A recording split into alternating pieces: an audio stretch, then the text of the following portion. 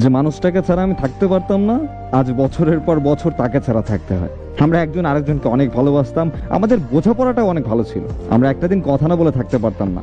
একটা দিন কথা না হলে মনে হতো জীবনটাই বোধহয় শেষ হয়ে যাবে। ওর নিজের ফোন ছিল না, ওর আম্মুর ফোন লুকিয়ে এনে আমার সাথে কথা বলতো।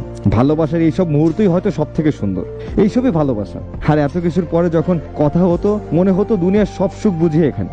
যে আপনার প্রিয় মানুষটা আপনার জন্য কত কিছু করতে পারে। এত স্বপ্ন দেখতাম দুজনে কত কিছু করব, একসাথে পথ চলা, হাত ধরে পাশাপাশি হাঁটা। তারপর কিভাবে যেন ওর ফ্যামিলি সবাই জানতে পারে। আর ওই দিনটাই ছিল আমাদের শেষ কথা। আমাদের ব্রেকআপ হয়ে যায়, দিনের পর দিন কেটে যায়, মাসের পর মাস। এখন আমি তাকে ভুলতে পারি নাই, কেন পারি নাই জানি না। তবে এখনো মনে হয় তাকে ভুলে গেলে কিভাবে বাঁচবো। আমি যে তাকে বড্ড ভালোবাসি, মাঝে মাঝে কেমন যেন লাগে। ফ্যামিলির জন্য আমার মানুষটা একটা বড় আমার সাথে যোগাযোগও করে না।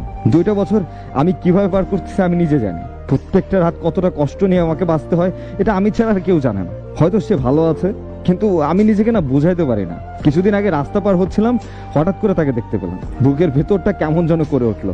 ইচ্ছে করতেছিল দৌড়ে যায় তার কাছে, গিয়ে জড়ায় ধরে আর তারে বলি যে আমি তোমার আজও অনেক ভালোবাসি, আমি তোমাকে স্যার আসলেই ভালো নাই।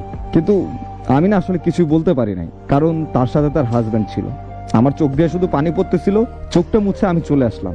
প্রিয় মানুষটাকে অন্য কারোর সাথে দেখলে সেটা সহ্য করা যায় না, মনে হয় মৃত্যু যন্ত্রণা অনুভব হচ্ছে। এই 2টা বছর এমন না যে কোনো মেয়ে আমার সাথে থাকতে চায় না, অনেকেই আসছে, কিন্তু কেউ তার জায়গাটা না নিতে পারে না। তার জায়গাটা সেই শূন্যই আছে, অন্য কাউকে দিয়ে ওই জায়গাটা পূরণ করা সম্ভব না। ভালোবাসার মানুষটা ছাড়া আর কেউ এখানে থাকতে পারে না। আর যে মানুষটার জন্য এই জায়গাটা, সেই মানুষটাই আমাদের জীবনে থাকে না। জানি না হয়তো এই আক্ষেপটা কবে শেষ হবে, কবে হয়তো নতুন করে বাঁচতে পারবো। বলতে গেলে হয়তো অনেক কিছুই বলতে হবে। যে মানুষটা আমাদের মনে থাকে, সেই মানুষটা আমাদের কপালে থাকে না। কি এক আজব নিয়ম, তাই না? যাকে এত ভালোবাসি সেই মানুষটাকেই পাবো না। যাকে ছাড়া বাঁচতে কষ্ট হয়, তাকে ছাড়াই বাকিটা জীবন বাঁচতে হবে।